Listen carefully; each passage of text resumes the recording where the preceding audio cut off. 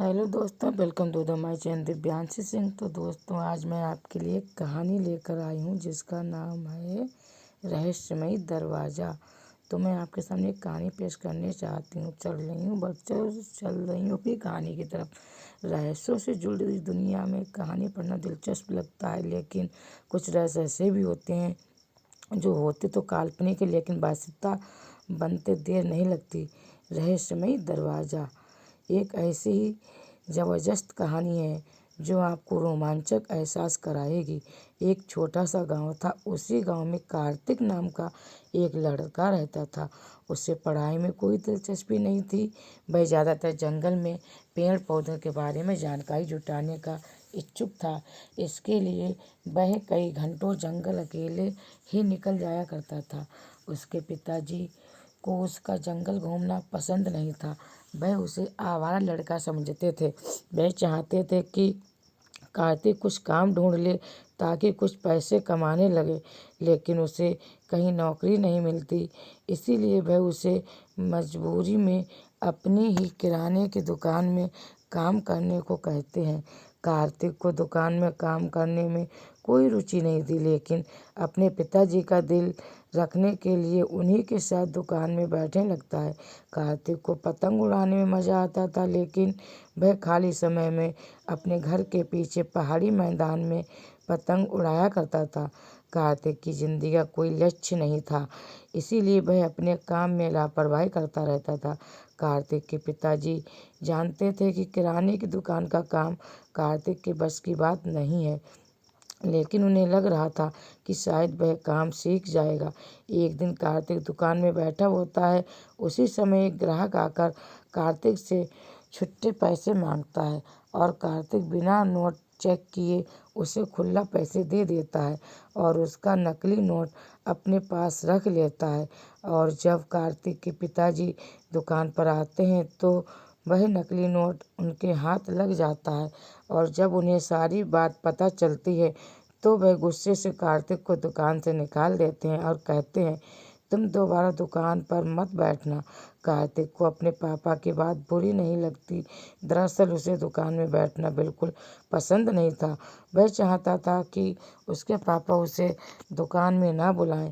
कार्तिक अपने घर पहुंचकर अपनी पतंग लेकर पहाड़ी के किनारे आ जाता है और वहीं वह अपनी पतंग उड़ाने लगता है।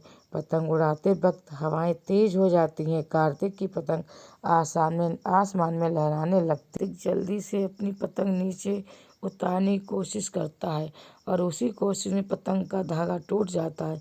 पतंग जाकर एक पेड़ में फंस जाती है। कार्तिक भी पतंग के पीछे पीछे भागने लगता है और पहाड़ी के किनारे उसी पेड़ के नीचे जाकर खड़ा हो जाता है जहां वह पतंग लटक रही थी। कार्तिक पत्थर मारकर पतंग निकालने की कोशिश करने लगता है। अचानक कार्तिक की नज़र पेड़ के पीछे बने एक दरवाजे पर पड़ती है, जिसे देखकर वह चौंक जाता है। कार्तिक धीरे धीरे दरवाजे के करीब पहुंचता है। उसे ताज्जुब होता है कि इस वीरान जगह पर पहाड़ के अंदर दरवाज़ा कैसे हो सकता है। दरवाज़ा रहस्यमयी लग रहा था। कार्तिक हिम्मत करके दरवाजे को खोल देता है। दरवाज़ा खुलते ही कार्तिक की आंखें फटी की फटी रह जाती हैं, क्योंकि सामने एक स्वर्ग से भी सुंदर रहस्यमयी दुनिया नजर आ रही होती है। कार्तिक धीरे धीरे दरवाजे के अंदर बनी सीढ़ियों से उतरने लगता है। जैसे ही कार्तिक रहस्यमय दुनिया की ज़मीन में कदम रखता है, वह अचानक हवा में उड़ने लगता है।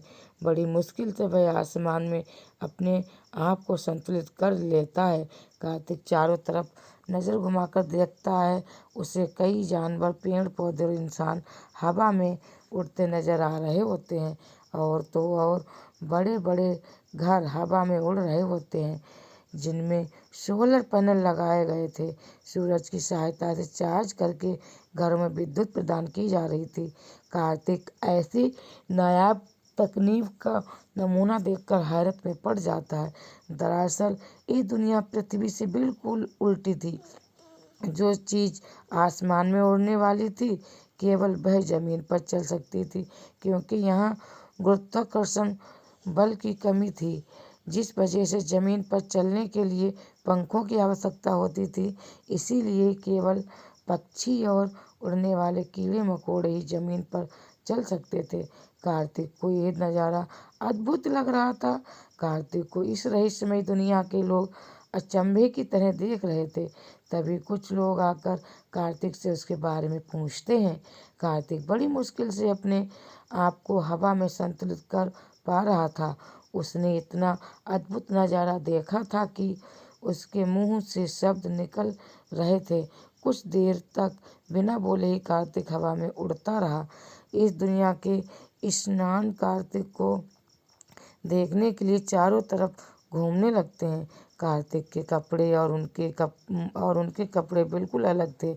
इस दुनिया के इंसानों के कपड़ों में सोलर चार्जिंग पैनल लगे हुए थे, जिसकी मदद से वे अपने शरीर में लगे गैजेट्स का इस्तेमाल कर पाते थे।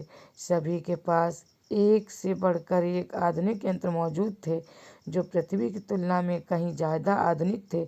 इस जगह पर भी पृथ्वी की तरह लोगों ने अपने अलग अलग देश बना रखे थे और हर देश में प्रधानमंत्री, राष्ट्रपति और आर्मी फोर्सेस भी थीं।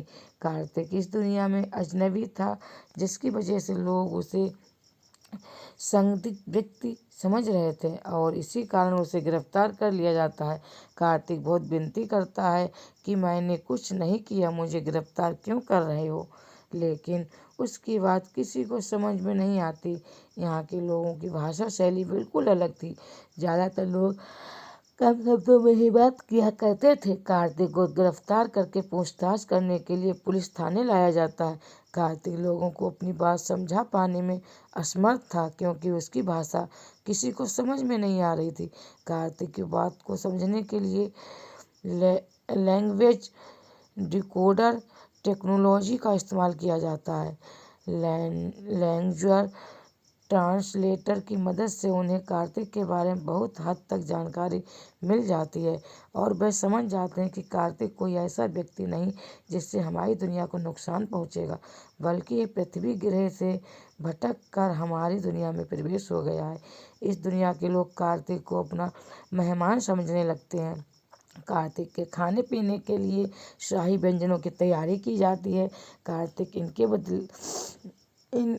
इनके बदलते व्यवहार से चिंतित था, क्योंकि वह इतनी बातों को समझ नहीं पा रहा था। जैसे ही कार्तिक को खाने की टेबल के सामने लाया जाता है, कार्तिक के चेहरे पर मुस्कुराहट आ जाती है, क्योंकि वह काफ़ी देर से भूखा था। कार्तिक तुरंत खाने की टेबल के पास मर्राने लगता है और जैसे ही कार्तिक खाने का पहला निवाला मुंह में डालता है, उसे तुरंत उल्टी हो जाती है। खाने का स्वाद एकदम कड़वा था। कार्तिक को ऐसे खाने की आदत नहीं थी। खाने का अपमान देखकर दूसरी दुनिया के लोगों को गुस्सा आता है। वह इशारों में कार्तिक को खाने के लिए दोबारा कहते हैं, लेकिन कार्तिक उसे मना कर देता है। कार्तिक उन्हें इशारे से समझाता है कि अपने लिए खाना वह खुद ही बना लेगा, केवल उसे खाने पीने की चीज़ें उपलब्ध करा दी जाएं। कार्तिक को पेड़ पौधे के बारे में पहले से ही अच्छी जानकारी थी। कार्तिक को किचन में भेज दिया जाता है और कुछ ही घंटों की मेहनत के बाद कार्तिक स्वादिष्ट खाना तैयार कर लेता है। कार्तिक को खाने की खुशबू से इस दुनिया के लोगों के मुंह में पानी आ जाता है। वह भी कार्तिक का बनाया हुआ खाना चखना चाह रहे थे। कार्तिक सभी को खाने के लिए आमंत्रित करता है। कार्तिक का बनाया हुआ खाना खाते ही सभी कार्तिक के दीवाने हो जाते हैं। उन्हें आज तक इतना स्वादिष्ट खाना नहीं खाया था। इस दुनिया में पृथ्वी की तुलना में खाने के अलावा सभी चीज़ें बेहतर थी, लेकिन आज इन्हें खाने के असली स्वाद का एहसास हो चुका था। कार्तिक के बनाए हुए खाने की बात दूर दूर फैल जाती है। एक दिन इस शहर में इस दुनिया के प्रधानमंत्री का दौरा होने वाला था, जिनके स्वागत के लिए पूरे शहर को सजाया जा रहा था, लेकिन खाने की जिम्मेदारी कार्तिक को दी जाती है। कार्तिक अब इन लोगों के इशारों को समझने लगा था और उसे भी इस दुनिया में मज़ा आने लगा था। जैसे ही प्रधानमंत्री का आगमन होता है, उनका जोरदार स्वागत किया जाता है और प्रधानमंत्री जी के भाषण के बाद भोजन की व्यवस्था की जाती है। प्रधानमंत्री के दौरे में एक से एक अधिकारी आए होते हैं और जैसे ही प्रधानमंत्री खाना खाते हैं, वह अपनी कुर्सी से उछल पड़ते हैं। कार्तिक ने स्वाद का ऐसा नायाब नमूना पेश किया था कि इस दुनिया में सभी उसके स्वाद के दीवाने होने लगते हैं। प्रधानमंत्री आदेश देते हैं कि कार्तिक को सर्वोच्च सम्मान दिया जाए और इससे खाना बनाने की सारी विधियां सीखी जाएं। प्रधानमंत्री के आदेश से कार्तिक को इस दुनिया का प्रतिष्ठित नागरिक बना दिया जाता है। कार्तिक के रहने के लिए एक बहुत ही सुंदर घर उपहार स्वरूप दिया जाता है। कार्तिक की जिंदगी बदल चुकी थी और वह अब पृथ्वी नहीं जाना चाहता था। धीरे धीरे कार्तिक इस दुनिया का स्थायी नागरिक बन चुका था। इसके बाद कार्तिक ने वह रहस्यमय दरवाज़ा कभी नहीं खोला और इसी के साथ ज़बरदस्त कहानी समाप्त हो जाती है। तो दोस्तों, आपको हमारी कहानी कैसी लग रही है? अगर अच्छी लगी तो लाइक एंड सब्सक्राइब जरूर करें। थैंक